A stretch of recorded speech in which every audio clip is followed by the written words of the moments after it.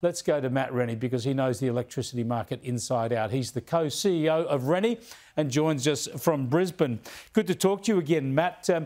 First up, the price cuts. Looks like, some people get a 5%, 2% price cut, but some, particularly in Queensland, are going to face a price increase still. That's exactly right, Chris. And if we sort of take a bit of a step back here, there's only about 10% of New South Wales, about 8% of South Australia and about 9% of Victoria that are even covered by this DMO. And these are our most vulnerable customers that either can't choose to go into the market and find a better offer or aren't aware. And so in the context of the 40% increases they've got over the last 2 years, these reductions are actually quite small at 2 and 3%. Yeah, and they don't come in till July the 1st, and that's, of course, when the current energy subsidies for people, about 5 million Australians, a subsidy Labor brought in because power prices were out of control. They cut out on July the 1, but presumably come the budget, Labor's going to have to extend those subsidies or there'll be, to use a Donald Trump term, there'll be a bloodbath across the country. Well, it's very difficult, isn't it? I mean, there's two issues that are pushing these power prices up. The one we all know about, of course, is the war in Ukraine, and that 2022 period was the largest increases in wholesale prices that we've had in about 15 years.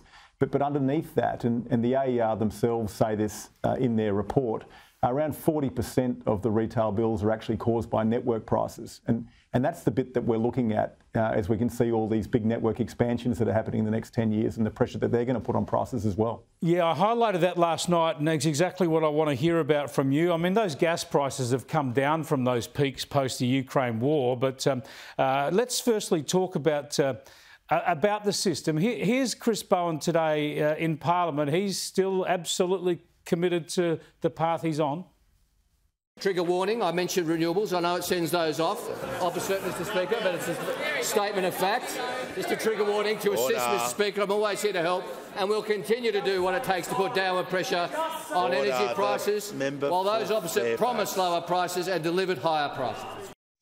Now, Matt, if this was a flattening off of prices before they come down and we suddenly get very cheap electricity across this country, I'd be very happy to be proven wrong and I'd ditch my lid to Chris Bowen. But doesn't the massive expansion in transmission required to bring in all the renewables, these are regulated assets, there's a legislated, regulated return of capital on the investment, doesn't this mean that higher prices are still locked in for years to come? Oh, absolutely, yeah. I mean, the transition from coal to renewables is one thing, and so over the last 20 years we've seen prices of $45 to $60 a megawatt hour in coal, and in renewables firmed, we're still in that $70 to $100 a megawatt hour mark, and that's not really what's driving prices up. That $20 or $30 is not as much as what you find in the network prices and whether it's transmission or distribution, that connectivity is certainly going to be what pushes prices up again. And how much higher could they go, driven by those that connectivity, as you say? Yeah, it's really difficult to say, Chris, for a couple of reasons. The first is that we're going to see people that are paying for petrol now in their vehicles are going to begin paying for electricity as they move to EVs, and that's the first thing. And the second is that as gas comes out of the system in the industrial customers, as they all commit to their net zero targets and all the rest of it in the next 15 years, and we see more electricity coming through the system, there's going to be an increase in scaling. So there's no doubt that in the next 5 to 10 years, people are going to be paying double what they're paying now, but they're actually substituting some of those other areas of expenditure. But like for like, there will be an increase in generation costs, there will be an increase in transmission costs for the very simple reason, and there's not too much complication about this. When you're moving from one power station at 3,000 megawatts to 10 power stations, which make up the same number of megawatts, you need a lot more transmission to connect it, and there's no avoiding that.